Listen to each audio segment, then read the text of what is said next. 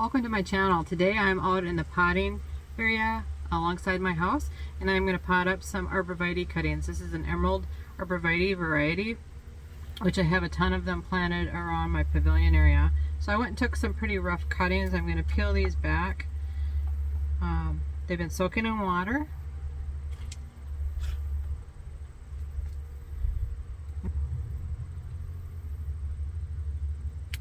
And I'm going to pot them up, and this is a multi-cell tray that I've used for many different types of propagations. This one in particular is filled with 100% peat moss. Emerald arborvitaes are acid loving, so they appreciate the acidic soil that I'm going to put them in. I'm going to break it down into smaller pieces, and I'm going to take some cuttings off this. I'm going to strip them down a little bit.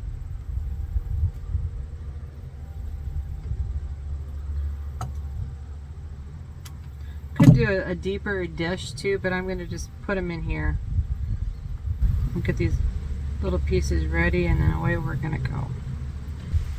It is one of my favorites. A lot of people have problems with deer eating their arborvitaes. I don't have that issue. I have sprinkled the deer away. Something called Repelzol that I get from a local big box store. It seems to help keep them out of my garden. We're just going to tear all these things off. Kind of a long one there. I'm going to prune that out. And then I'm going to dip multiple pieces at the same time to speed this up a little bit. It's a little bit too long. Make sure they're all about the same length. That way we have kind of a good test. We can look back on later and say that it was pretty successful, or it wasn't. Go find out. You never know. But I had potted up some cuttings of some boxwoods, which are also evergreen, so they appreciate the acid. And they all did. They all seem to be doing quite well. I put them into my garden for the winter in a nursery bed. You can check out that video, and then in the spring we'll check back and see how they did. So I'm just going to stick them straight into this. It's pretty loose. I'm going to try to stick them straight into it. Again, it needed to be a little bit deeper of a vessel than what I gave it, but I figured it'd be a good try.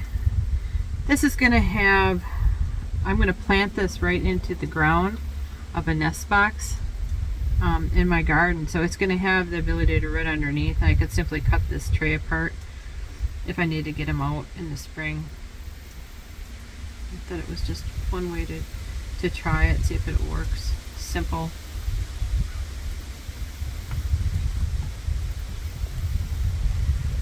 So it's fall here, it's early October, very early October, and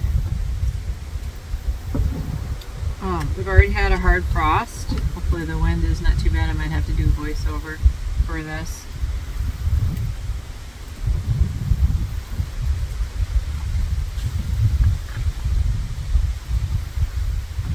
Got some more cuttings here. Again, I'm just taking the cuttings. I got water in this container here. As many of these things. When you take a little cut of an arborvitae, you get all these side branches, and so I'm simply going to just pull those off. But let's get these rooted. Even with the wind being out here, I don't want these to dry out.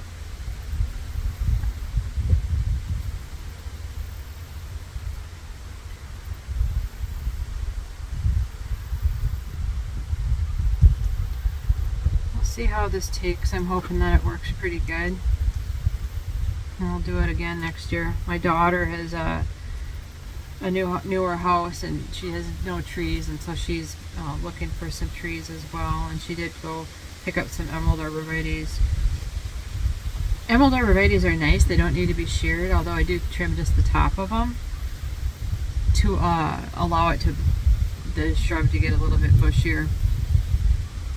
I have full line that goes around my pavilion area or my courtyard garden.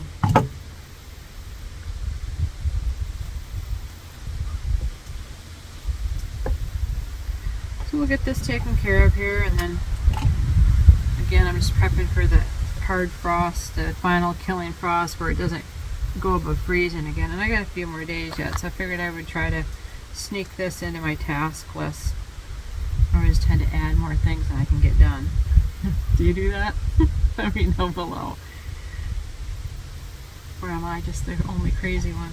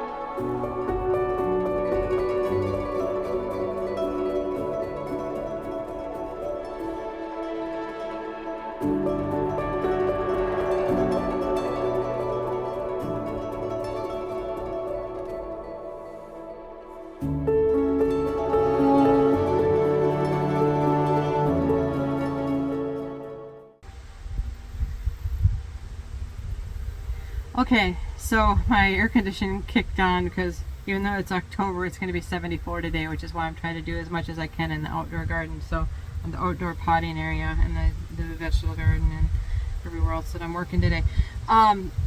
So here it is. It's a cells are completely full. I will hydrate this and I'll go put it in a sheltered location to make sure that it gets enough sun to hopefully start the rooting process. Maybe for the next week or so, and then I will bury it actually in a raised garden bed to just give it a little bit more shelter for the winter, a very, very cold winter here in Zone 4. And that's it for this session. Thanks for stopping by. Have a great day.